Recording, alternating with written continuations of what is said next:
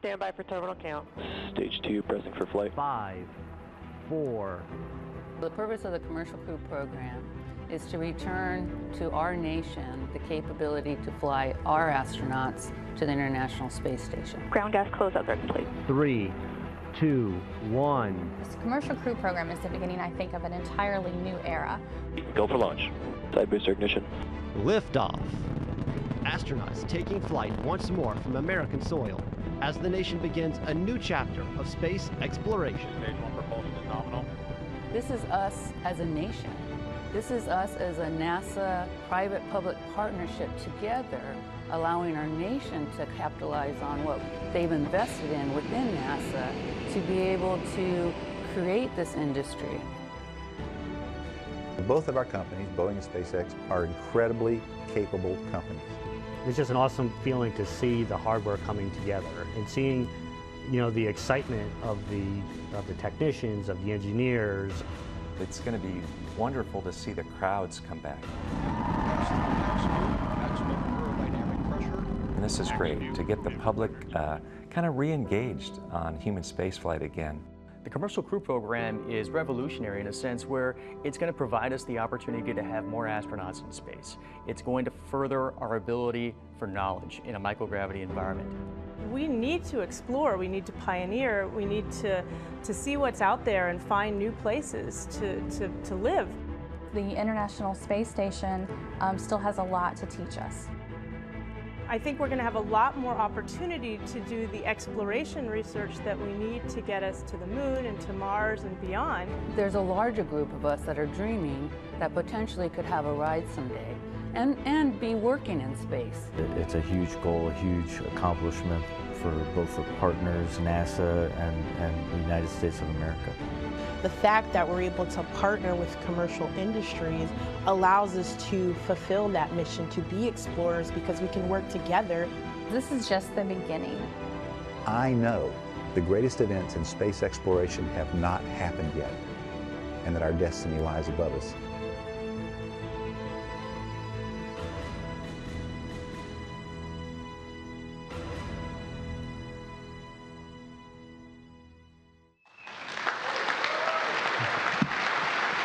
Great.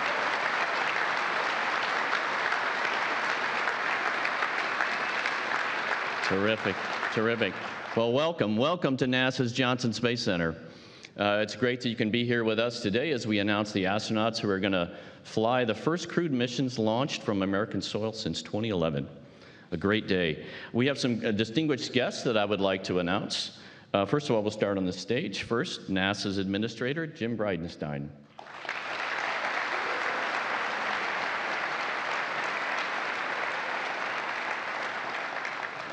Kennedy Space Center Director, Bob Cabana.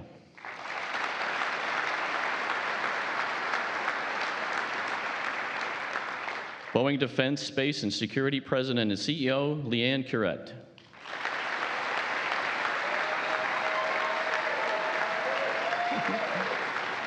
SpaceX President and COO, Gwen Shotwell. Awesome. Terrific. And in the audience, Senator Ted Cruz.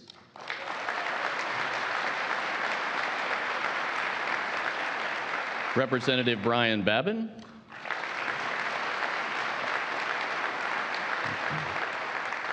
Representative John Culberson.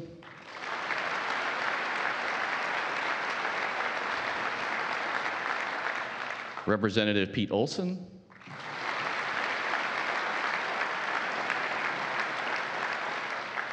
Jay Guerrero, Southwest Texas District Director for the Office of Senator John Cornyn. Booker Morris, District Director, the Office of the Representative of Sheila Jackson Lee.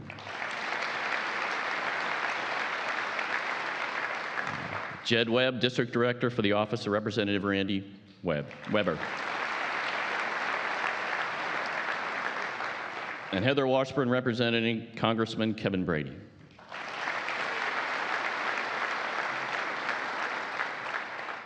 Texas State Senator Sylvia Garcia.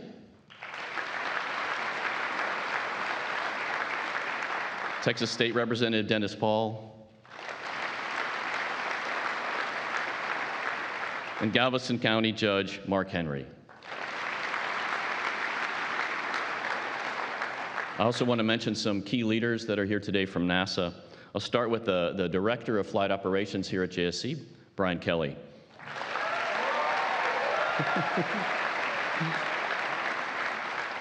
NASA's Commercial Crew Program Manager, Kathy Leaders.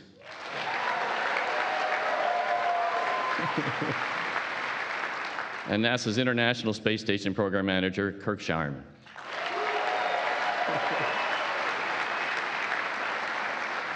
Oh, that's great enthusiasm. What a great group. I appreciate the fact that we have some really important leaders of the United States here with us today for this great moment. You know, in the service of our nation's space program, the Johnson Space Center has been the heart of human spaceflight for over 50 years, and these days are busier than ever. So at this moment, we have 6 humans living and working in space, about 200 miles above us, supported by an international team led by folks right here in Houston. We have engineers working on the spacecraft that will enable the United States to send humans further into the solar system than we've ever done before. And NASA's on the verge of sending astronauts to low Earth orbit on 2 different American-made spacecraft. This is just the beginning of the daring missions that this country is embarking upon. Through the Commercial Crew Program, our astronauts and engineers have been working hand in hand with Boeing and SpaceX companies to develop these first commercial crew vehicles capable of carrying humans in space, SpaceX's Crew Dragon and Boeing's CST-100 Starliner. Now we're ready to assign the crews for the first flights, but the launch is only the beginning. They'll be going to the International Space Station, and these spacecraft will allow us to expand the station crew and really get stationed to its full capability. Space Station is where we continue to set records on crew time for utilization and research, where we're increasing our knowledge of how to live and work in space, doing groundbreaking research to improve life on Earth, and fostering the new commercial market through the National Lab, Commercial Cargo, and now Commercial Crew programs. So the Space Station program is a great example of how NASA can unite with common goals with both international and commercial partners to allow the United States space program to accomplish incredible feats. So it's an exciting time for human spaceflight and an exciting time for our nation. Now I would like to introduce my friend, KSC Center Director Bob Cabana, who also happens to be the commander of STS-88, which was the first crewed flight to the International Space Station. Bob Cabana.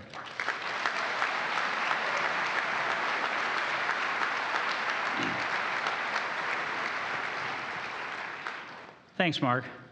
Boy, it's great for me to come back home to my roots here at the Johnson Space Center, where the core of NASA's human space operations expertise resides for this announcement today, where we name the crews that are going to once again be flying from the U.S. to the International Space Station. The NASA's Commercial Crew Program has been an outstanding partnership between Kennedy and Johnson Space Centers, along with propulsion support from the Marshall Space Flight Center in Huntsville. Together, we're delivering on the critical task of providing a capability to fly our crews on a U.S.-built rocket and spacecraft from U.S. soil on Florida's Space Coast to the International Space Station, so we no longer have to rely on our Russian partners to get our crews to space. NASA, Boeing, and SpaceX have pulled expertise from across the nation in the development of the CST-100 Starliner and Crew Dragon systems, spurring innovation and economic growth and expanding U.S. leadership in space. Kathy Leaders and her team have done an absolutely outstanding job implementing a new way of doing business to fly humans to space. You know, it's pretty amazing when you think about it. In all of human history, only 3 nations have flown humans to space: the United States, Russia, and China. Yet today in the United States, we have 3 U.S. companies building capsules to take humans to space. SpaceX and Boeing with the Starliner and Crew Dragon, taking crews to the International Space Station, and the program that's here that Mark mentioned, Lockheed Martin with the Orion spacecraft on the SLS rocket that's going to take us back to the moon and on to Mars.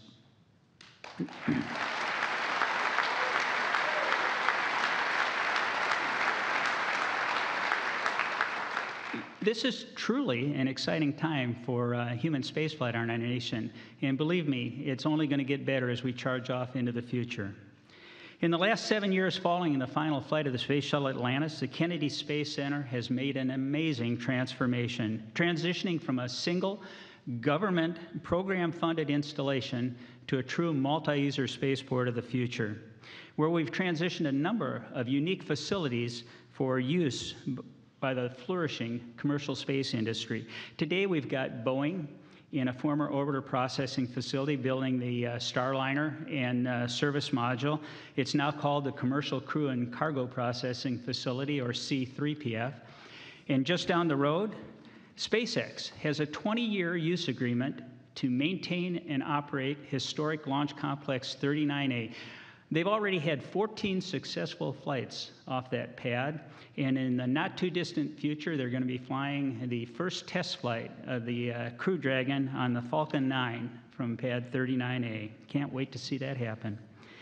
Announcing the cruise today is an important milestone in our journey of exploration, and it's great to be back in the home of America's astronaut corps to make this announcement. In fact, the only way I think it could be better is if I were on one of those assigned crews. To all the newly assigned crews, my sincere congratulations. Thanks for your efforts as you narrow your focus to a specific spacecraft and apply your test pilot development skills on the specific vehicles that you're going to be flying in space. I sure wish I could be flying with you. Again, my congratulations, and keep charging.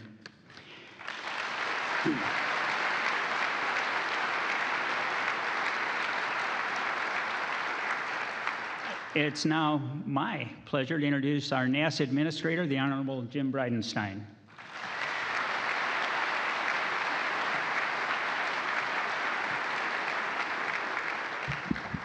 Thank you, Bob and Mark, for those wonderful words. What an exciting and an amazing day. And before I get started, I just want to say we have a senator here, we have members of Congress here, we have staff of members of Congress here, and I want to be really clear about the health of America's space program. Because of the hard work of the folks that are here and so many others, and an administration that is absolutely committed to space exploration, the health of NASA and our space exploration program is as strong as it's ever been, and it's getting stronger every day. So thank you to the representatives and the senators who make that happen. We appreciate you.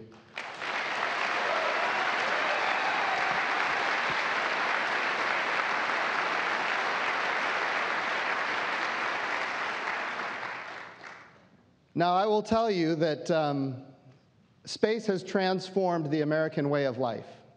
The way we navigate, the way we communicate, the way we produce food, the way we produce energy, the way we do disaster relief and national security, the way we predict weather, the way we understand the climate, and certainly even the way we do banking in the United States of America, it all depends on space.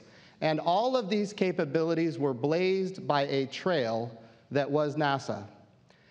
And I want to be clear about a small investment from the American taxpayer has paid dividends to the point now where space has transformed the lives of not only every American, but every person on the face of the planet in so many ways that people usually don't even recognize it. So our investment in American space exploration always pays back, I don't even want to say dividends, we're talking about multiple folds in terms of the human condition. So for that, we are grateful for what NASA does and what happens right here at the Johnson Space Center and all around our country. Now, here's what's exciting about today.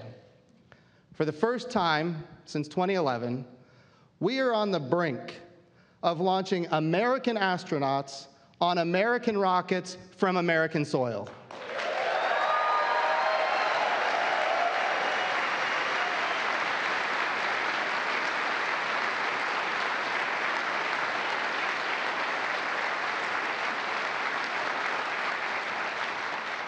And now it's time to meet the brave Americans who will be flying on these spacecraft developed right here in the United States. Would Mark Geyer, Bob Cabana, Leanne Corrett, and Gwen Shotwell please join me up here? The crew members for Boeing's test flight will come first. First, a man born in Miami who grew up in Atlanta. He's a retired Air Force colonel who served as a test pilot and a fighter pilot. He was selected as an astronaut in 2000. He piloted the Space Shuttle Endeavour for the STS-126 mission and the Space Shuttle Discovery on its final flight, STS-133. Introducing NASA astronaut Eric Boe.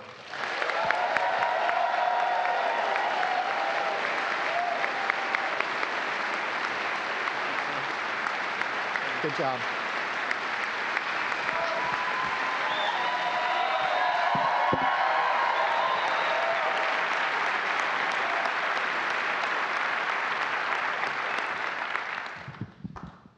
The next astronaut for Boeing's first test flight is a Philadelphia native, a retired Navy captain.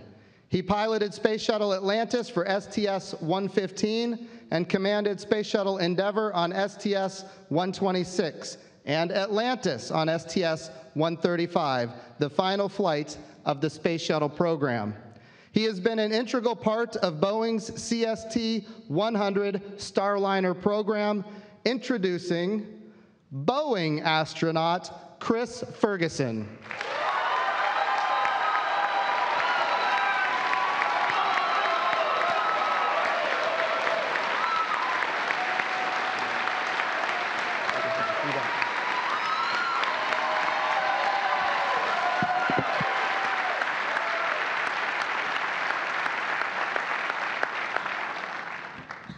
Also joining the crew of Boeing's first test flight is a California native who is a Marine Corps lieutenant colonel and an F-18 test pilot who has flown more than 2,500 hours in more than 25 aircraft.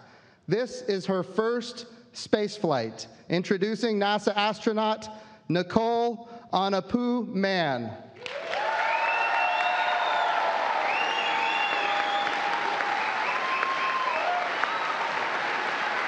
Good job.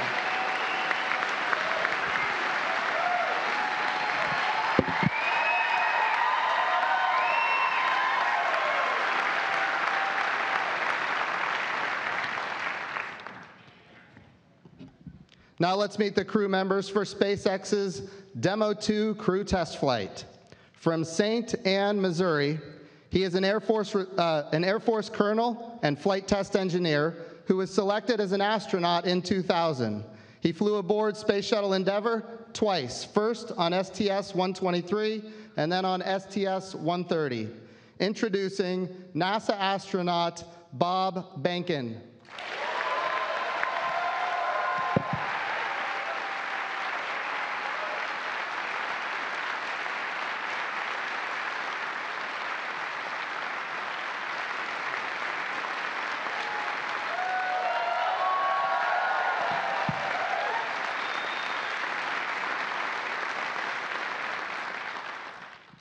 Also joining the SpaceX Demo 2 test, his hometown is Appalachian, New York. He is a Marine Corps colonel and test pilot. He was selected as an astronaut in 2000. He piloted Space Shuttle Endeavour for STS-127 and Atlantis for STS-135, the final Space Shuttle mission. Introducing NASA astronaut Doug Hurley.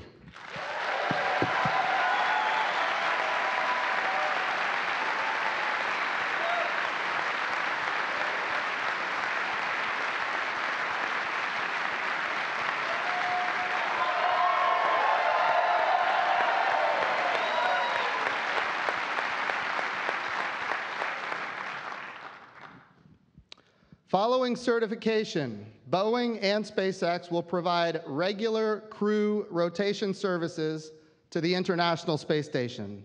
NASA astronauts who will fly on Boeing's first mission to the station are, number one, a man who grew up in White Bear Lake, Minnesota. He became a Navy commander and a test pilot. He has flown more than 3,500 hours in more than 40 aircraft.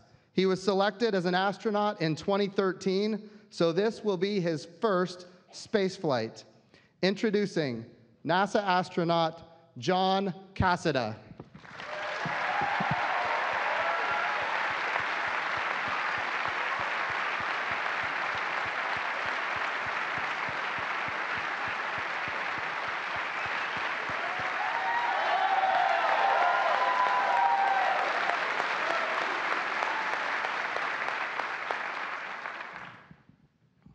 The second crew member on this mission was born in Euclid, Ohio, but her hometown is Needham, Massachusetts. She is a retired Navy captain and a test pilot who was selected as an astronaut in 1998. She spent 322 days in space on 2 space station missions, Expeditions 14 and 15 and Expeditions 32-33. And she was commander of the International Space Station. Introducing NASA astronaut Sonny Williams.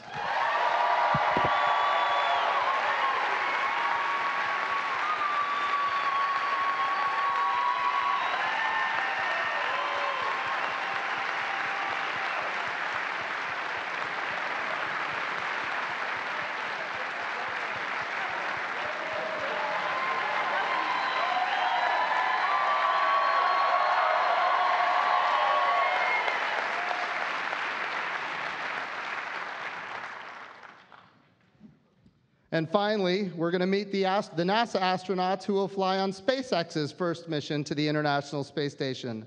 The first crew member is from Pomona, California.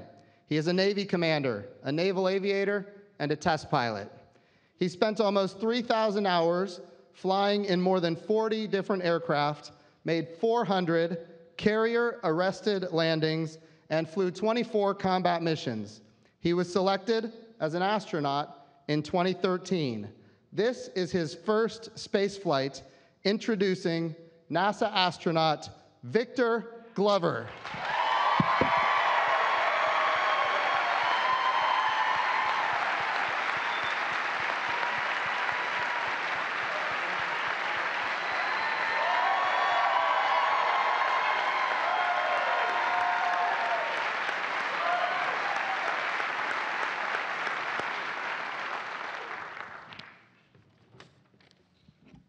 The second crew member on this mission was born in Lebanon, Missouri, and grew up on a farm near Richland, Missouri. He is an Air Force colonel and a flight test engineer. He was selected as an astronaut in 2009. He spent 166 days on the International Space Station for Expeditions 37 and 38. Introducing NASA astronaut Mike Hopkins.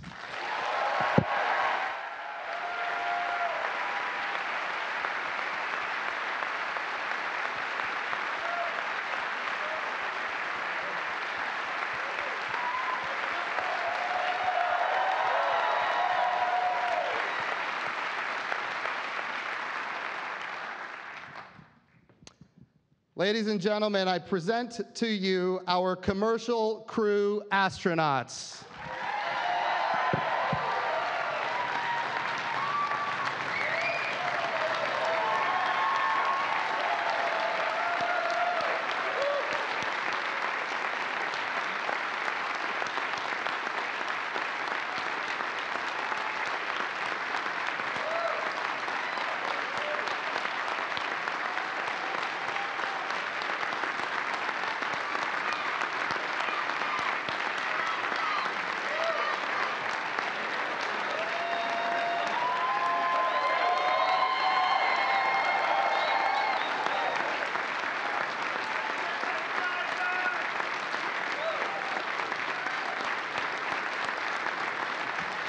Will somebody show some patriotism out there?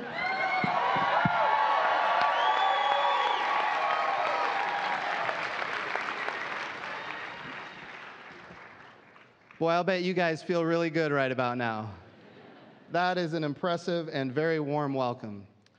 So I've got a few questions. We're going to not just introduce the astronauts, we're going to get to know them a little bit, if that's okay. So the first question I have goes to Nicole Mann and Doug Hurley. Only 7 astronauts in history have been the first to fly on a brand new U.S. spacecraft. Nicole, you're the first flight on the Boeing Starliner, and Doug, you're the first flight on the SpaceX Crew Dragon. How does it make you guys feel? And why don't you share with us how it feels to be just part of this very small group of individuals who have done such amazing things? Nicole? Well, I have to tell you, sir, it's absolutely an opportunity of a lifetime. I couldn't be more excited to join the NASA Boeing team and to be involved in the test and development and then to be there on launch day and to experience the results of all that hard work. It's going to be a proud moment for the team. It's going to be a proud moment for America. So I'm just grateful to be able to help usher in this new era of American spaceflight. And I don't know about you, Chunky, but I think as a test pilot, it doesn't get any better than this.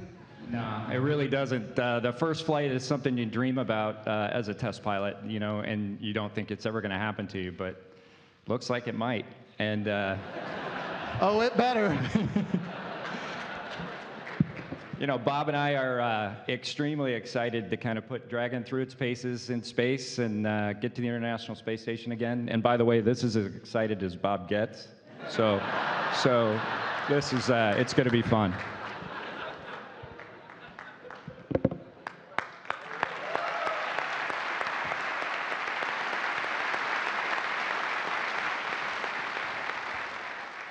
Bob, you're going to get the microphone soon.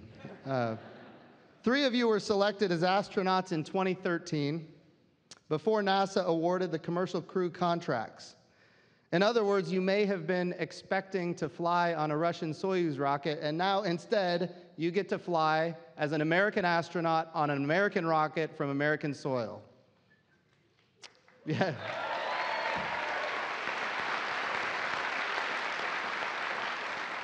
Josh and Victor, we'll start with Josh.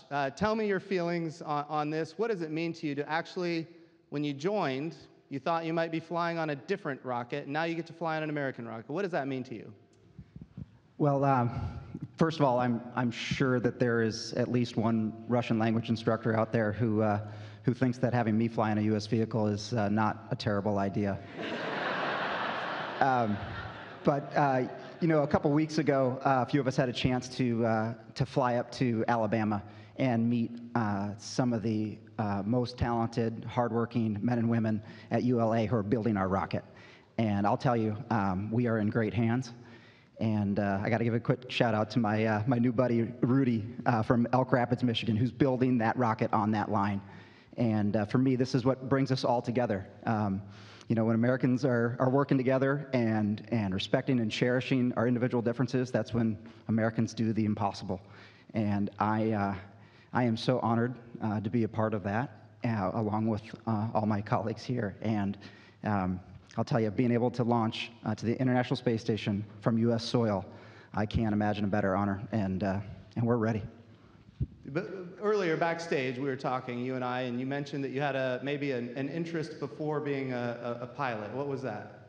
Yeah, in my previous life, I did physics, and I miss it, and it looks like we'll get a chance to do a little bit up there when Sonny and I arrive. So that explains the humbleness. He's a physicist before he was a Navy pilot, so. All right, Victor, you have the same opportunity. You're going to be flying on an American rocket. Share with us what that means to you.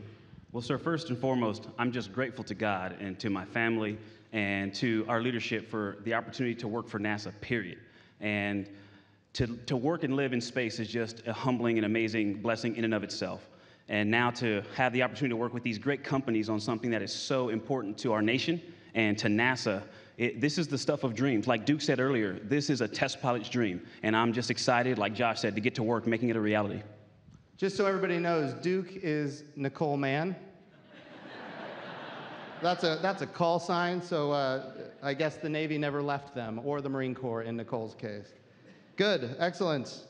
For some of you, the last spacecraft you flew was the Space Shuttle, which was designed in the 1970s. Bob, can you tell us about the advancements in the technology and design of the SpaceX Crew Dragon? Well, first, I'd probably like to say that the Space Shuttle, actually, I think what we've really discovered, at least in my part over the last 3 or 4 years, kind of working commercial crew, is that vehicle was really capable, and it's super hard to try to duplicate it in just the short period of time that we've had. You know, it had decades to kind of mature to where it was when we got our chances to fly it, those of us who did it towards the end of the shuttle program. And it's hard to kind of create a vehicle that accomplishes the mission that vehicle did so wonderfully and so majestically. The thing I'm really looking forward to, though, is that I think the way we described the space shuttle was that there are about 3,000 switches inside, and there was no situation that the astronauts couldn't make worse by touching the wrong switch at the wrong time. And I know that Doug is probably thinking this about me, and I'm thinking it about him, that we're grateful that the next vehicle that we're going to fly on is going to be a little bit more automated, have quite a bit less switches, and doesn't put us up to trying to double check each other to make sure we're not making something just one switch throw worse. So I'm really looking forward to that, and it's just a big challenge trying to defeat the space shuttle with one of these new ships. It's like a glass cockpit. It's like flying an iPhone, right? It is absolutely like flying the iPhone. I think I look forward, sir, to getting you down there at some point out in Hawthorne, and maybe you can sit next to us in the cockpit and go through flying the iPhone to dock to space station.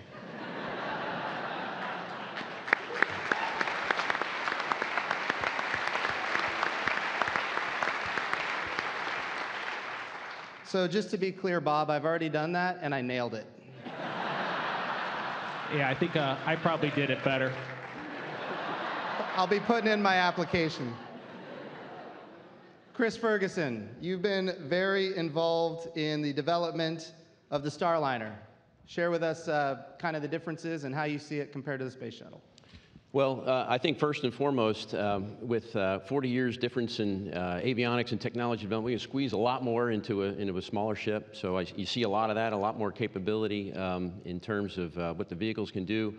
But I think what we really see now is a much greater emphasis on safety. We're returning to a full capability ascent abort system to keep astronauts safe all the way through the profile.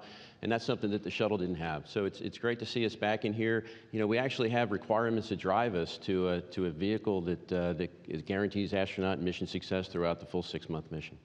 Awesome.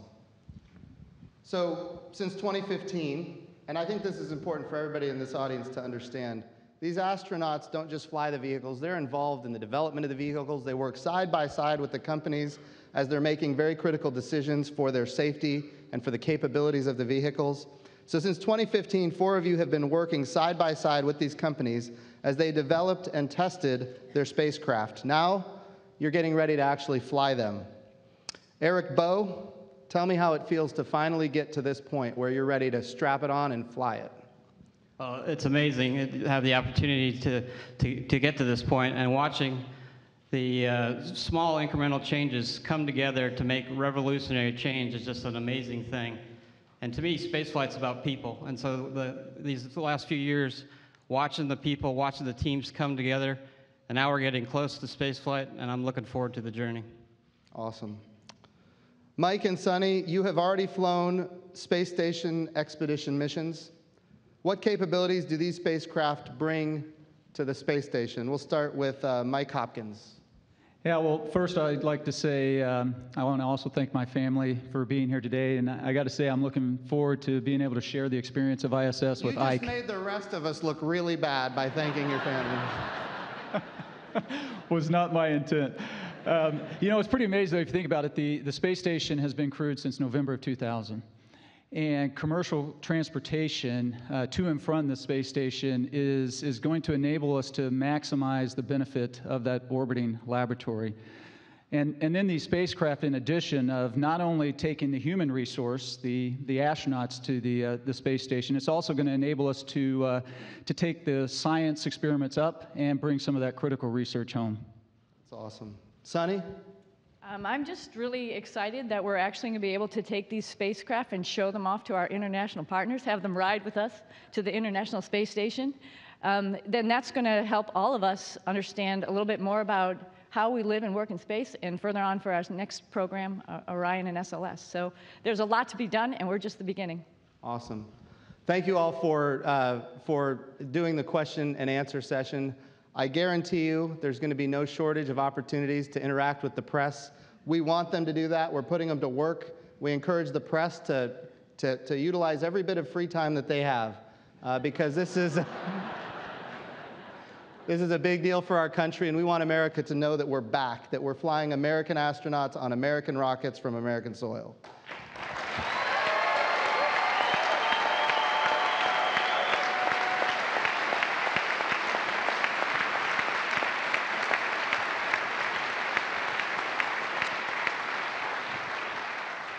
So having an opportunity to make this historic announcement and introduce you to these American heroes is unique.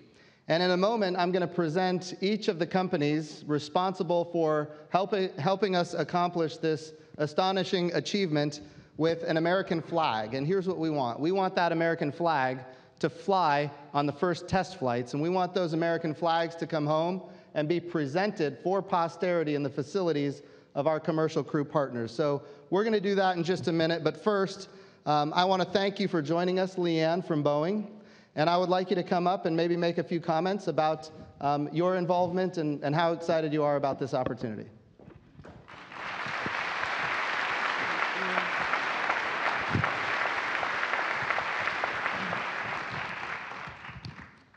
This is so not about us today. This is about these amazing, talented individuals. Let's give them another round of applause. Y'all are just rock stars. Thank you for everyone, Administrator Bridenstine, everyone who has been part of this journey for so many years. My personal congratulations to this extraordinary set of men and women standing here whose talents, perseverance, resilience are going to help shape us for generations to come. I'd also like to give a shout out to the Boeing Starliner partners here. This is just such an incredible opportunity for me personally as well as for our company. And I'm also excited to see the Starliner added to their impressive resumes to join their flights on F-15s, 18s, V-22s, you name it, you all have flown it, and we are just thrilled to be with you for the long run. I'd also like to give a shout out, in addition to Nicole, Eric, Sunny, and Josh, to Chris Ferguson.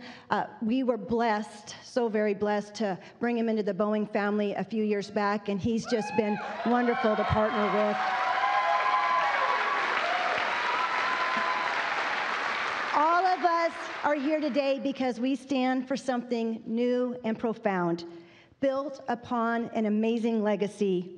And it is personal for all of us in this room, together returning American astronauts on American rockets from U.S. soil and creating endless possibilities for generations to come. But my most heartfelt thanks goes to NASA. We are so proud of the many achievements we have celebrated over decades, from lunar footsteps to space shuttle launches to assembly of the International Space Station. Today, we start a new chapter, and we're so thrilled to be on this journey. Thank you so very much.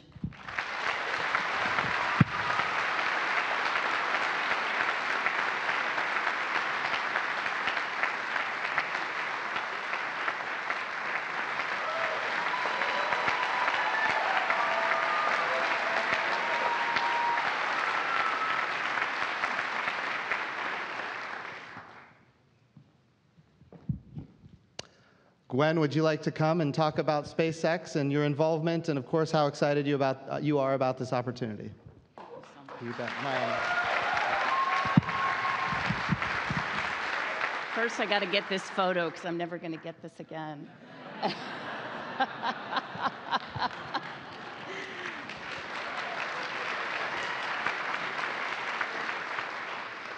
So, games aside, the 7,000 women and men of SpaceX understand what a sacred honor this was for us to be part of this program and for us to fly you.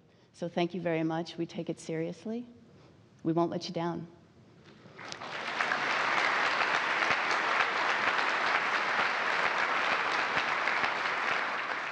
So Elon founded this company 16 years ago with a laser focus on building the safest, most reliable ships to take humans from this precious planet. And I want to thank him for that. Thank you for giving all of us the opportunity to do this great mission.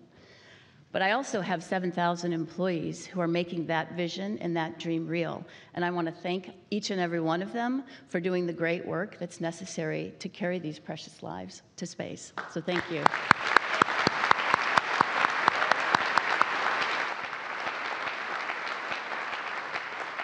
These folks give their heart and soul every day, sometimes 7 days a week, to make this work and to do the right thing. And when you come into a SpaceX facility, whether it's an engineering site or a factory or launch test landing site, you feel that. You feel that passion. Hopefully you'll see that again today at 11:27, we released the Cargo Dragon from the International Space Station, and she'll come home this afternoon at 3 o'clock. It's incredibly exciting, absolutely exciting. This November, we target a launch of the first demonstration of the Crew Dragon, and I can tell you predicting launch sites can make a liar out of every one of us. I have been proven one. But it's where we're headed. It's right upon us. We had our quarterly this week, and for the first time in years, it felt real. It's real. It's right here. But we didn't do this on our own. I'm thanking the SpaceXers who make this real, but there's hundreds, if not thousands, of NASA folks who have worked with us closely, actually since 2006, because the Crew Dragon leads to the Cargo Dragon. For all those folks that have worked incredibly hard and continue to work incredibly hard to get this vehicle and this system lifted off later this year, I wanted to thank you all for that.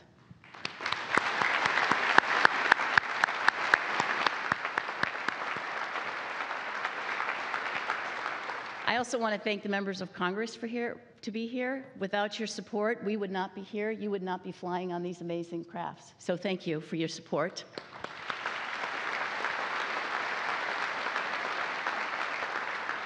And thanks to the American public for your patience, your dedication to allowing us to finish this job. We're not going to let you down at Astra.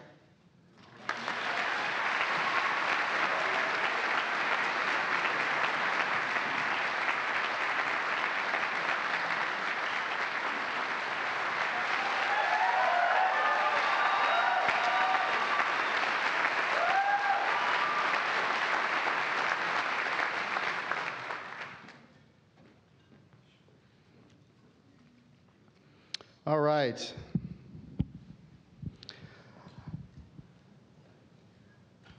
Well, I can't wait to have these astronauts flying our rockets to the International Space Station for the first time since 2011.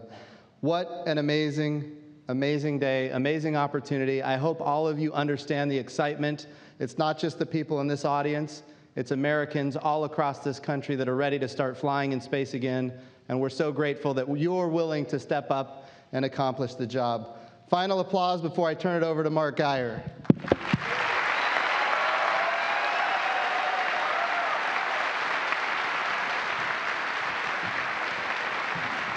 guys are going to come in the front. Yeah. They were just going to come in front and do one last thing. Great, great. Thank you. Thank you all for coming. We look forward to seeing you at the launch in Florida. So one more time, round of applause for the astronauts that will be flying on the Starliner and Crew Dragon.